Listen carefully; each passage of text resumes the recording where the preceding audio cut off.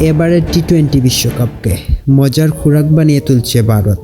এসবকে ICC দেখে না? এখন মনে হচ্ছে আইসিসি নামের কোনো অস্তিত্বও নেই। এটা বোধহয় ইন্ডিয়া ক্রিকেট কাউন্সিল। এটা ক্রিকেটের জন্য লজ্জাজনক, এটা আইসিসির জন্য লজ্জাজনক। আসসালামু আলাইকুম প্রিয় দর্শক। এটা কি শুধু ক্রিকেট নাকি রাজনীতির ছায়া? হঠাৎ করে এই সমালোচনার কেন্দ্রবিন্দুতে ভারত ও পাকিস্তান। পাকিস্তানের বিপক্ষে উত্তেজনার জেরে যুক্তরাষ্ট্রের 4 জন শীর্ষ ক্রিকেটারকে ভিসা দিতে অস্বীকৃতি জানিয়েছে ভারত। এটা কি মগের মুল্লুক? ভারত যা চাইল তাই হইল। বিশ্বকাপের আগে এমন সিদ্ধান্ত স্বাভাবিকভাবেই প্রশ্ন উঠছে। সূত্র বলছে পাকিস্তানের সাথে রাজনৈতিক টানাপোড়েনের কারণে এই সিদ্ধান্ত, আর তা সরাসরি প্রভাব ফেলছে ইন্টারন্যাশনাল ক্রিকেট কাউন্সিল আইসিসির সূচিতেও।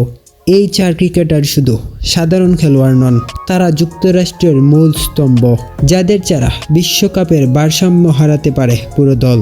সত্যি বলতে মনে হচ্ছে আইসিসি নামের কোনো অস্তিত্বই নেই, শুধু এখানে ইন্ডিয়ান ক্রিকেট কাউন্সিল। এখানেই কি থামছে বিতর্ক?